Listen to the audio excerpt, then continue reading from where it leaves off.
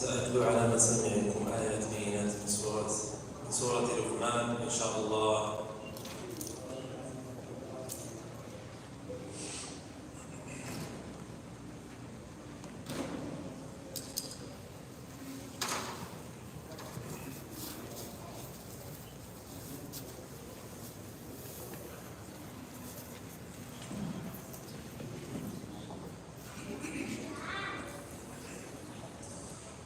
أعوذ بالله من الشيطان الرجيم.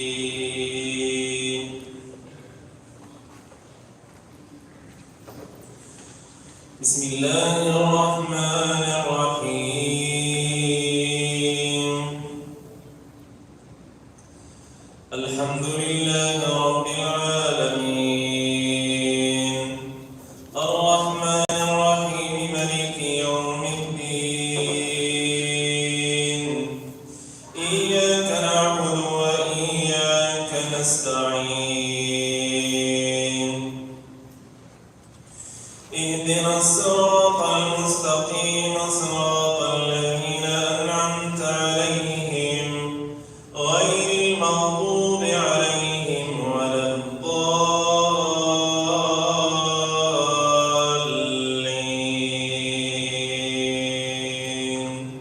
آمين. بسم الله الرحمن الرحيم ألف لام ميم تلك آيات الكتاب الحكيم هدى ورحمة للمحسنين الذين يقيمون الصلاة ويؤتون الزكاة وهم بالآخرة هم يوقنون أولئك على هدى من ربهم وأولئك هم المفلحون. ومن الناس من يشتري لهو الحديث ليضل عن سبيل الله بغير علم ويتخذها هزؤا أولئك لهم عذاب مهين. وإذا تتلى عليه آياتنا ولى مستكبرا كأن لم يسمعها كأن في أذنيه وقرا فبشره بعذاب أليم. إن الذين آمنوا وعملوا الصالحات لهم جنات النعيم خالدين فيها وعد الله حقا وهو العزيز الحكيم. خلق السماوات بغير عمد ترونها وألقى في الأرض رواسي أن تميد بكم وبث فيها من كل دابة وأنزلنا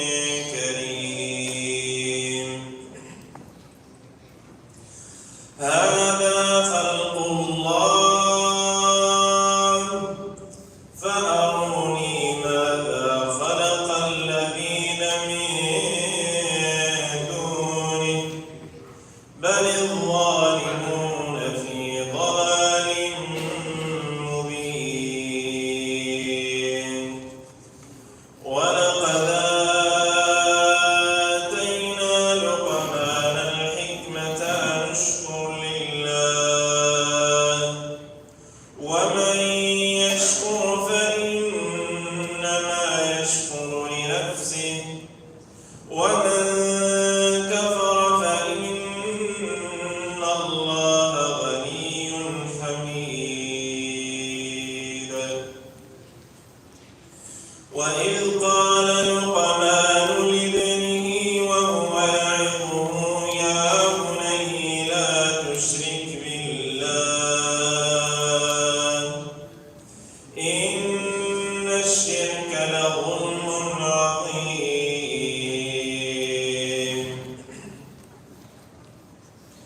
ووصينا الإنسان بوالديه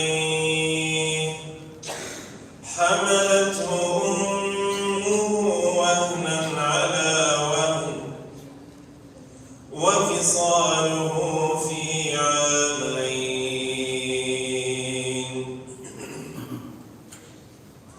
أن اشكر لي ولوالديك إلي المصير. وإن جاهداك على أن تشرك بي ما ليس لك به علم فلا تطعهما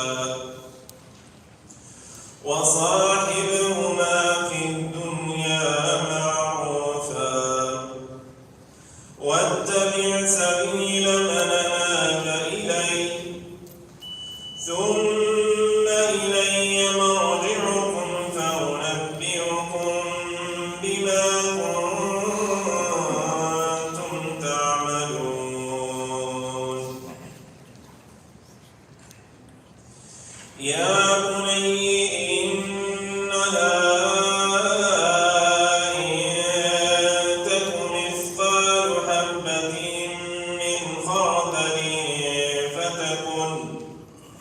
فتكن في صخرة أو في السماوات أو في الأرض يأت بها الله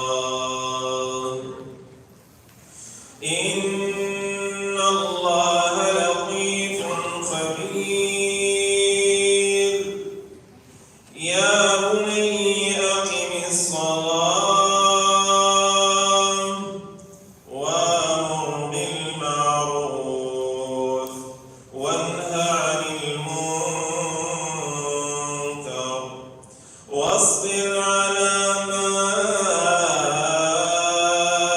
أصابك إن ذلك من عزم الأمور. ولا تصاعر خدك للناس ولا تمش في الأرض مرحا إن الله لا يحب كل مختال فخور. واقصد في مشيك واغضض من صوتك إن أنكر الأصوات لصوت الحمير. ألم تروا أن الله سخر لكم ما في السماوات وما في الأرض وأسبغ عليكم نعمه ظاهرة وباطنة. ومن الناس من يجادل في الله بغير علم ولا هدى ولا كتاب منير. وإذا قيل لهم اتبعوا ما أنزل الله قالوا بل نتبع ما وجدنا عليه آباءنا أولو كان الشيطان يدعوهم إلى عذاب السعير. ومن يسلم وجهه إلى الله وهو محسن فقد استمسك بالعروة الوثقى وإلى الله عاقبة الأمور ومن كفر فلا يحزنك كفره إلينا مرجعهم فننبئهم بما عملوا إن الله عليم بذات الصدور نمتعهم قليلا ثم نضطرهم إلى عذاب غليظ ولئن سألتهم من خلق السماوات والأرض ليقولن الله قل الحمد لله بل أكثرهم لا يعلمون لله ما في السماوات والأرض إن الله هو الغني الحميد ولو أن ما في الأرض من شجرة أقلام والبحر يمده من بعده 7 أبحر ما نفدت كلمات الله إن الله عزيز حكيم ما خلقكم ولا بعثكم إلا كنفس واحدة إن الله سميع بصير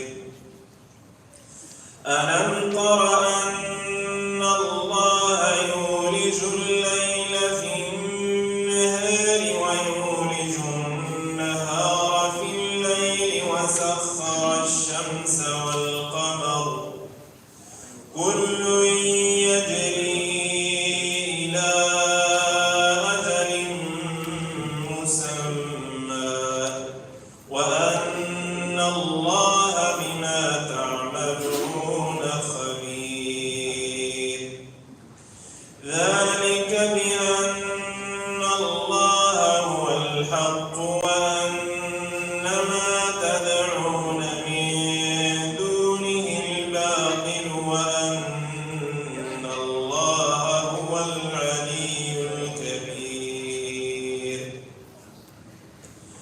ألم تر أن الفلك تجري في البحر بنعمة الله ليريكم من آياته إن في ذلك لآيات لكل صبار شكور وإذا غشيهم موج كالظلل دعوا الله مخلصين له الدين فلما نجاهم إلى البر فمنهم مقتصد وما يجحد بآياتنا إلا كل ختار كفور صدق الله العظيم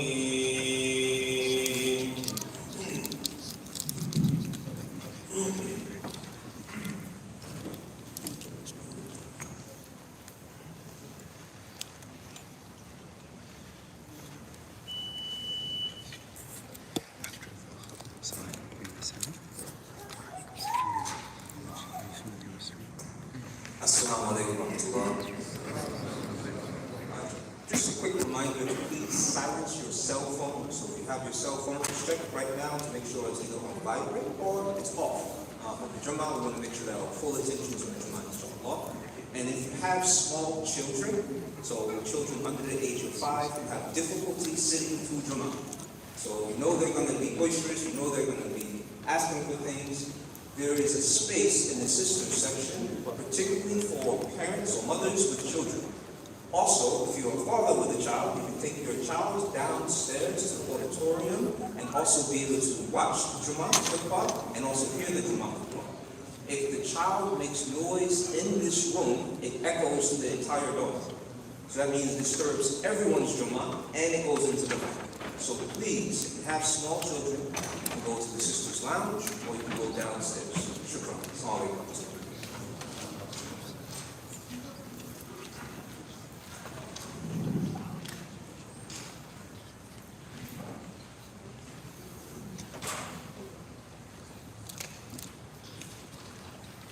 السلام عليكم ورحمة الله وبركاته.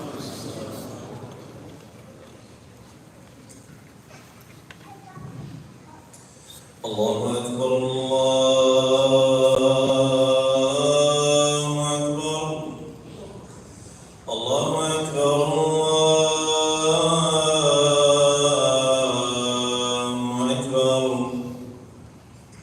أشهد أن لا إله إلا الله أشهد أن لا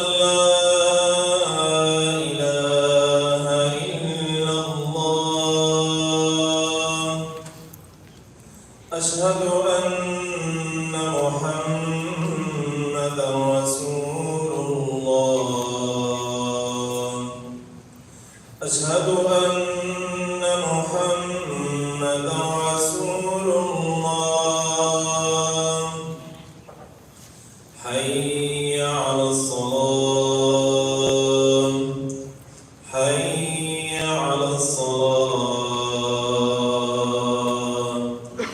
حي على الفلاح حي على الفلاح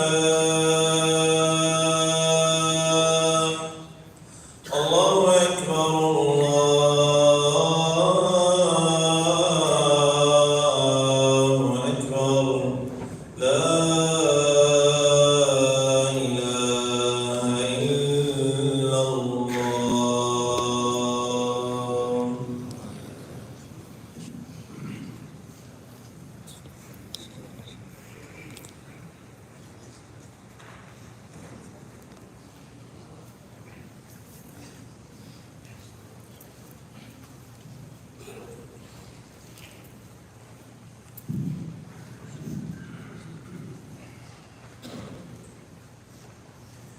إن الحمد لله نحمده ونستعينه ونستغفره ونعوذ بالله من شرور أنفسنا ومن سيئات أعمالنا من يهده الله فلا مضل له ومن يضلل فلا هادي له وأشهد أن لا إله إلا الله وحده لا شريك له وأشهد أن محمدا عبده ورسوله صلى الله عليه وسلم.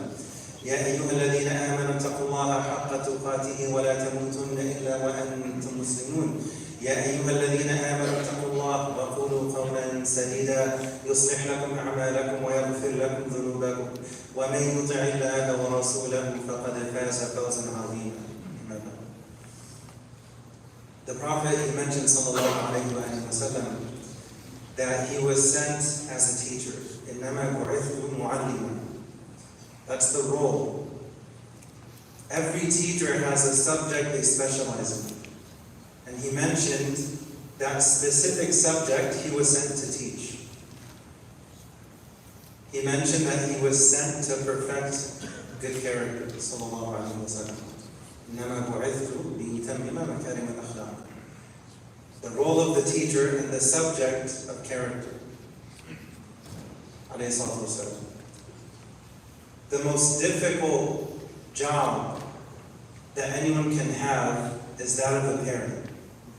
Parenting, especially these days in this society, as Muslims, every one of these layers makes it more and more and more difficult, more and more challenging. It feels like we're looking up, is that we need to try to climb that mountain in one leap. Of course, that's not realistic, that's not possible. That actual idea is not logical, it doesn't make sense, but the point is the feeling is overwhelming. When it comes to the approach of prophetic parenting, we find an integral ingredient, which is that of listening. Being an active listener.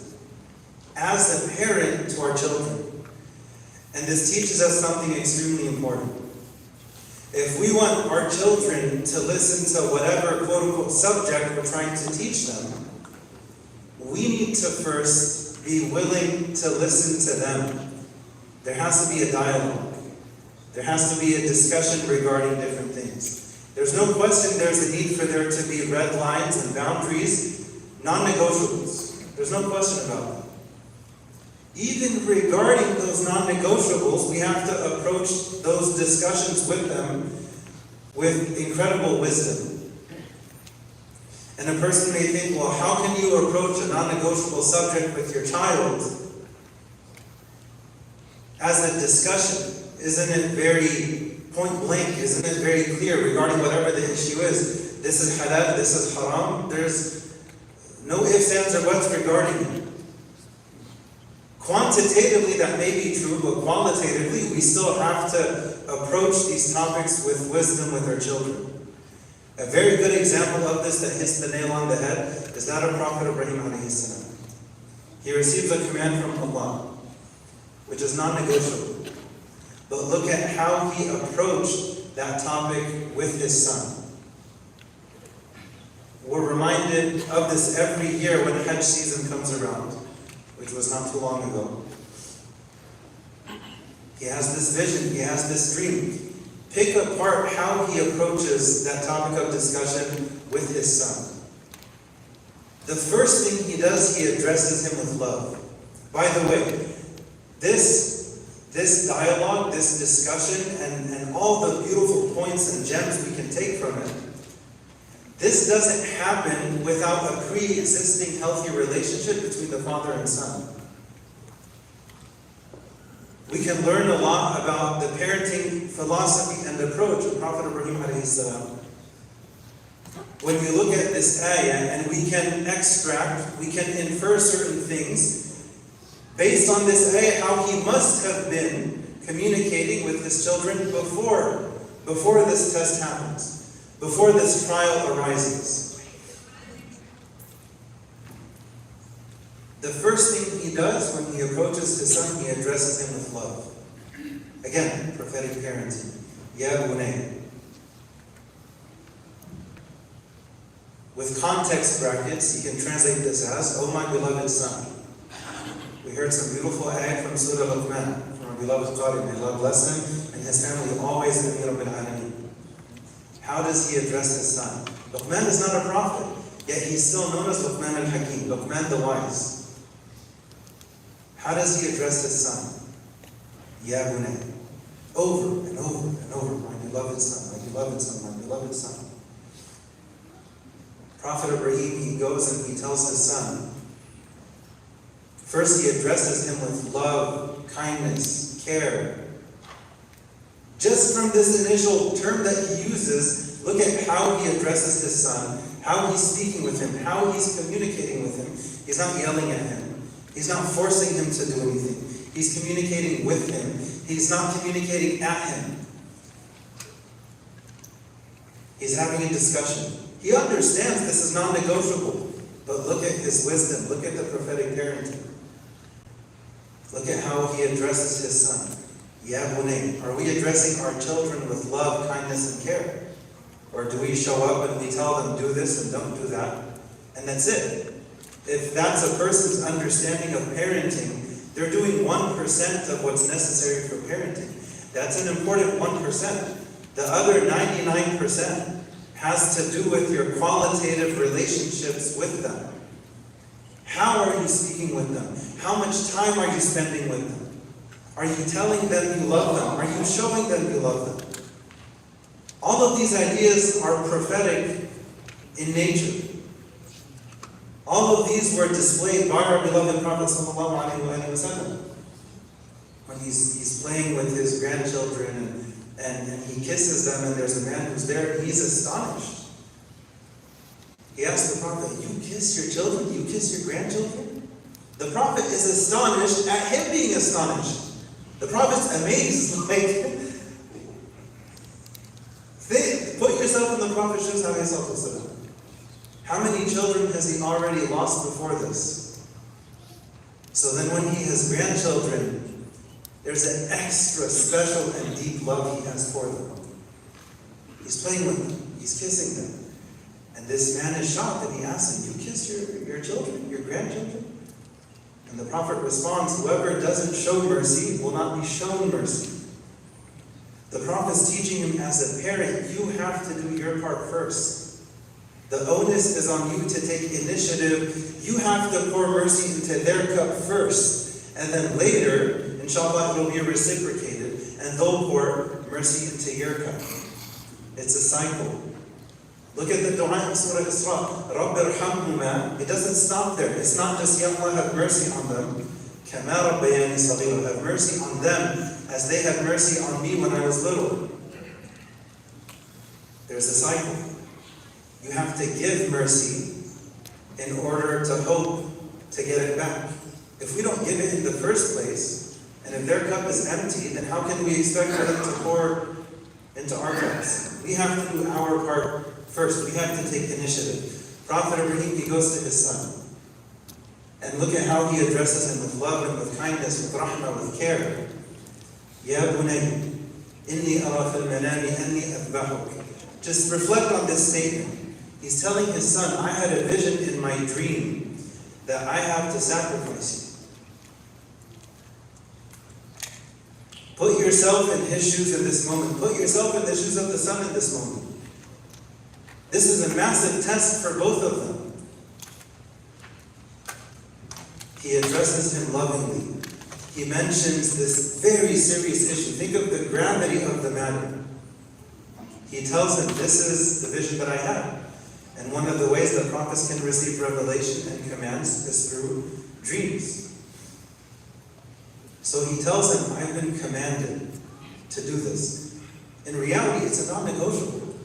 But look at how he approaches it. Because he knows, and this is for any parent with any of their children, if you go and you do slingshot parenting, and you just straight up show up and you say, this is what you have to do, and you catapult this giant boulder at them, naturally, there's going to be a certain response. They're going to reject it, whatever you're saying, because of the approach, not because of the message, because of the approach. So look at how he navigates this very difficult trial. And then look at the response of the son. قَالَ يَا أَبَتِي. How did the father address the son? With love, with care, with respect. How did the son respond to the father? With care, with love, with respect. Who addressed who first? The father addressed the son. The parent addressed the child. How did they address the child? With mercy. And then what came back around? Full circle. That's the same way, with that same love, kindness, and respect, how the child responded to the parent. هَلْ جَزَاءُ الْإِحْسَانِ إِلَّا الْإِحْسَانِ. We have to produce good as best we can in order to receive it in return. This deen is a deen of work. It's a deen of effort. It's a deen of standing up and taking steps towards making positive changes within yourself, within your family, within your community, and greater society. But step one is always to look internally first. To scan, run that virus scan on your own heart first, before you even think of anyone else, within your family or outside of your family. How does the son respond? Ya abati fa'al ma tu'mar. O my beloved father. Again, context brackets. Do what you have been commanded. He understands what it means when his father, a Nabi, a prophet, a messenger, tells him, I had this dream. What's the response of the son? Do what you've been commanded. Satajiduni, inshallah, min as-sabirin. Inshallah, I'm going to try my best to be patient. This dialogue doesn't happen without there being a pre-existing healthy dynamic between them. When you look at the advice, the incredible advice, parenting advice, fatherly advice that Luqman al-Hakim is giving to his son, the most incredible thing about this entire passage to me is the implication is that the son is listening. The son is listening and absorbing, taking it in, soaking it up like a sponge. You don't find any response from the son. The entire time the father is speaking. The implication is the son is listening. That doesn't happen if the father himself is not an active listener before that. We have to try our best to, again, parenting is the most difficult job in the world. I say this as a parent. You don't worry about anything more than your kids, anyone more than your kids. You don't pray for anyone more than your kids. Ask any parent, do you make more dua for yourself or your kids? If they're a responsible parent, they're going to say, of course, my kids. Constantly, over and over and over. And as one elder stated it years ago, he said the best way that he can put it, when my kids are breathing, I'm breathing. Very short to the point, very succinct. I didn't understand what he said until years later I had kids. You're not breathing unless they're breathing. This is the feeling. You care more about them than yourself. When you look at Hajar alayhi salam, and it's still marked until today, if you go for Hajj or Umrah, it's marked where she was jogging, where was she rushing faster than usual. Part of the reasoning for that was a place where she couldn't see her son. Why is she going back and forth? Her primary concern is her child, even more so than herself. And we commemorate that every year. We're literally following in her footsteps, the footsteps of a mother simply doing her best sincerely to provide for her children. That was so appreciated by Ash-Shakur, by Allah Azza wa Jal, the most appreciative, that it became something that we have to do, that people are doing, that believers are doing every year.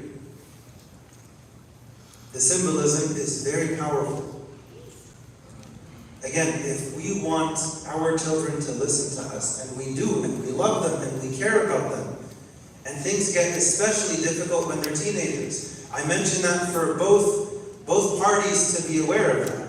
For the parents, you're in the thick of things, may Allah make it easy for you. And for the teenagers, if you can make sure, if you can manage to navigate these very difficult years in ways that are pleasing to Allah and pleasing to your parents, you have to have very high hope in that one-way ticket to Jannah. Why would there be so much reward for that? Because it's so difficult. Hormones are raging. There's so much going on. There's so many changes. It's overwhelming. That's just within the individual in any time and any place. And then on top of that, you have societal pressures. On top of that, you have social media. On top of that, you have all kinds of other stuff going on. It's extremely, extremely, extremely difficult to be a teenager these days and to be the parent of a teenager these days. All that Allah is asking from us is to try our best, to sincerely try our best. And as we're trying our best to reflect on a daily basis, how did today go? Do I need to adjust anything? Holding ourselves accountable, muraqabah, muhasabah, reflecting. Okay, how did today go? What was good? What was not so good? For the good, how can I do that again? How can I keep that going? For the not so good, how can I change that? Oftentimes there end up being heated arguments between parents and their kids when they're teenagers especially. Is there any apology after that? From either side. Of course, a lot of it does tie in with who started it, right? Who caused it? Aside from that detail, there has to be a general process of reflection. What happened? Why did it happen? And now is there anything that needs to happen to fix that, to remedy that? So if you're the teenager, for example, and you kind of start a heated argument with one of your parents, and you say things you know you shouldn't have said, and you talk in a way you know you shouldn't have spoken, you need to go and apologize. You need to go and fix that. The same goes the other way. If the parent is the one starting the fire, unfortunately at times the parent will never apologize to their child. This is not prophetic in nature. What was the response of the Prophet ﷺ when Sayyidina Bilal comes to him and complains about another great companion in Abu Dhar?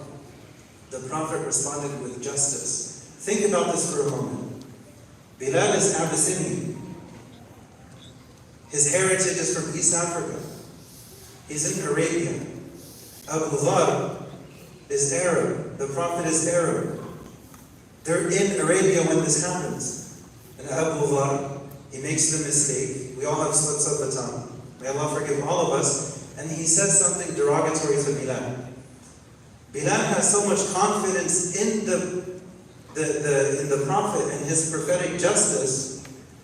As a non-Arab in Arabia who was insulted by an Arab, he goes to the Prophet who's Arab to complain. The Prophet's response was one grounded in ethics and morals and principles, not in people. The Prophet corrected Abu Dhar. There's still something in you from Jahiliyyah. He goes back to Bilal, he puts his face on the floor apologizing. And he's the one telling, look at how far he takes it. He's doing extra. The Prophet didn't tell him, go and do that. The Prophet mentioned one remark. Abu Dhar took it to heart. So in his interpretation, this is how he wanted to go and fix it. He wasn't too big to fix it. He wasn't too proud to fix it. Also, bear in mind, he's coming from the tribe of Ghifar. Banu Ghifar, like now you have Crips and Bloods. That's the background he's coming from. He's coming from a very rough and rigid background. His tribe, they were known for being highway robbers. Gangsters of their time, basically. Which makes it even more difficult, because of the background, because of the upbringing, because of that context, to respond in this way. But he took it to heart. He wasn't too proud to fix his mistake. He goes and he puts his face on the floor, and he tells Bilal to step on his face. Bilal says no. And he picks him up and he kisses him. He kisses him on the cheek. Why? Why did he do that? Bilal's appreciation was that this person who made a negative remark, they were corrected and they sincerely regretted it and they were apologizing. That was enough for him. The point is, for us as parents, sometimes we can feel like we're too big to apologize. We're too proud to apologize. The reality is, a lot of that may have to do with our cultural upbringing. That's understandable. But the greater the difficulty, the greater the reward. Again, parenting is the hardest job in the world. Period. But if we can try our best to take things one step at a time, one day at a time. And a key component of this is for us to be active listeners. We learn this when we go through even a basic level of education of who the Prophet was. You notice something over and over and over. The Prophet was an incredible listener. If somebody was speaking to him, he would turn his entire torso, his entire body to them and give them the time of day. He cared about people. He valued people. He would listen to people. Interestingly enough, sallallahu alaihi wasallam, even when one of his opponents is reprimanding him and being rude to him and saying things that you should never say to another person, much less the greatest person ever, sallallahu alaihi wasallam, how does the Prophet respond? Are you done yet? Are you finished? And as soon as he has basically permission, he has the green light, then he responds. The EQ of the Prophet, the emotional intelligence of the Prophet is impeccable, it's incredible. So now when we go through the seerah of the Prophet and we pay attention specifically to how he responded to different trials and tribulations, what was his character, what was his etiquette, what were his manners? He goes out of his way in Medina to ask a little boy in his community. He heard that this little boy had a pet bird and that pet bird died. He goes out of his way to ask him, Ya Aba Humayd, ma fa'ala al-Mughir. He even calls this little boy by his nickname. He doesn't just know his name, he knows his nickname. And he's asking, in Medina, he's head of state, he's going out of his way to ask the little boy in his community, tell me about what happened to your bird. I'm here to listen to you. Don't you think that's going to touch the heart of that little boy? Don't you think that memory is going to remain with him for the rest of his life? Of course. The Prophet was constantly leading by example, living this concept of being an active listener. Step one for us as parents, may Allah make things easy for us, is for us to learn. We have to constantly be learning, working on that parental education. It's never ending. When we look at the seerah, we look at it with lenses as parents. When we go through the Quran, we look at it with lenses as parents and we reflect. There's so much there, but it's up to us to take the time and to connect with it, to benefit from it. We ask Allah to guide us and forgive us. We ask Allah to make all of our trials easy for us. We ask Allah to make all of our difficulties easy for us. We ask Allah to bless all of the parents here, specifically those of teenagers. We ask Allah to bless the teenagers and to make it easy for them to get along and to get onto the same page. We ask Allah to facilitate things, to fill our hearts with mercy towards each other, especially our parents and our children. سبحان ربك رب العزة عما يصفون وسلام على المرسلين والحمد لله رب العالمين. Please pass the boxes to your right.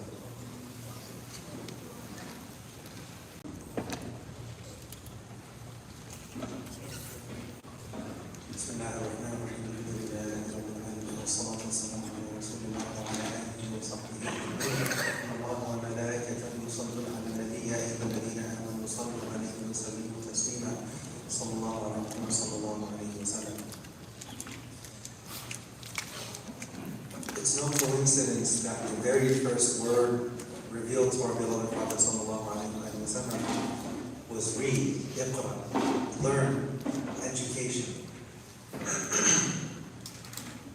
One dua that we find in the entire Quran, in which Allah teaches us to ask Him to increase us in something specific. You have many general du'as, but this one is specific. The one dua that we find in the Quran, in which Allah Azza wa Jalla Himself is teaching us to ask Him to increase us in something specific, is knowledge. Rabbi zidni ilma. My Lord, increase me in knowledge. Increase me in knowledge. The Prophet taught us, ﷺ, this is a recommendation every morning to say, Allahumma inni as'aluka ilman nafi'a wa rizqan tayyiba wa amalan mutaqabbala. The first thing mentioned is knowledge. Allah, I ask you for beneficial knowledge. We also find from the Prophet, we find him asking Allah, seeking refuge in Allah, from knowledge that's of no benefit. A good example of this is gossip. There's no benefit. Don't waste your time. If we don't use our time wisely, then the natural result is the opposite. If we're not using it wisely, if we're not investing it wisely, then chances are we're wasting it in ways that we shouldn't waste it. Step one is education. First we have to learn, and then we have to live. Because we have to learn how to live. We have to learn what to do and how to do it. Knowledge, by default, is a prerequisite to action. And when both are combined together, this is in reality what we're asking Allah for 17 times a day. When we ask Allah, Ihdina Sirat al-Mustaqim, guide us down the straight path, the path of those who you have favored. Who are those who Allah has favored? Those who had knowledge and they put it into practice. The best example, the pinnacle of this, is the prophets and messengers. Time and time again, we're asking Allah to guide us down the straight path. If there's knowledge and no practice, then we earn Allah's anger. And if there's practice with no knowledge, then we end up going astray.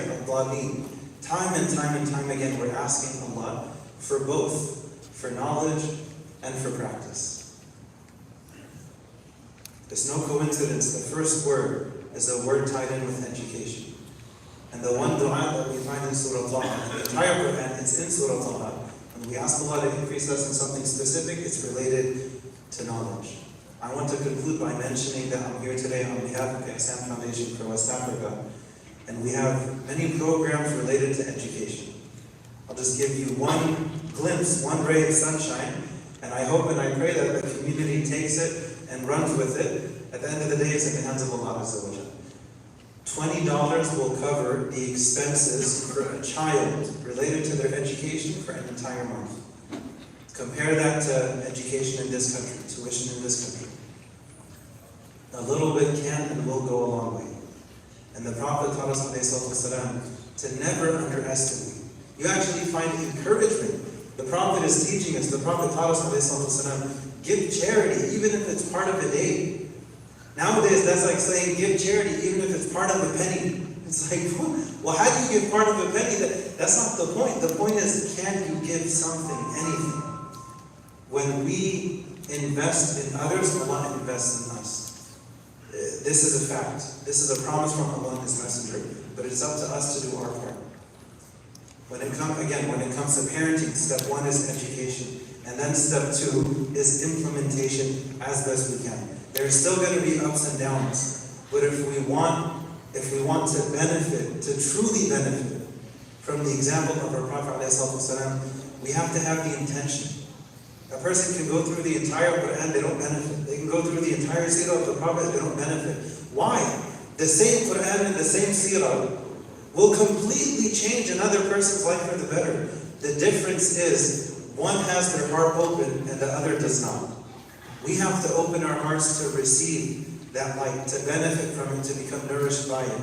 That's up to us. We ask Allah to open our hearts. We ask Allah to guide us and forgive us. رَبَّنَا آتِنَا فِي الدُّنْيَا حَسَنَةً وَفِي الْآخِرَةِ حَسَنَةً وَقِنَا عَذَابَ النَّارِ. We ask Allah to guide our youth and protect them. We ask Allah to guide our children and protect them. We ask Allah to have mercy on our parents as they had mercy on us when we were young. We ask Allah to help us to connect with this dua and to make this dua frequently, whether our parents are alive or whether they passed away. رَبَّ ارْحَمْهُمَا كَمَا رَبَّيَانِي صَغِيرًا آمين رَبِّ الْعَالَمِينَ. We ask Allah to give us peace in our homes. We ask Allah to give us happiness in our homes. We ask Allah to give us rahmah, mercy, compassion, kindness in our homes. We ask Allah to fill our homes with abundant peace and tranquility. We ask Allah to grant us the best of this life and the next. We ask Allah to protect us from His punishment. We ask Allah to make our spouses and our offspring the coolness of our eyes and to make us leaders for the believers. رَبَّنَا هَبْ لَنَا مِنْ أَزْوَاجِنَا وَذُرِّيَّاتِنَا قُرَّةَ أَعْيُنٍ وَاجْعَلْنَا لِلْمُتَّقِينَ إِمَامًا. We ask Allah to help us to try our best in whatever area of life, and we ask Allah to accept our efforts of sincerely trying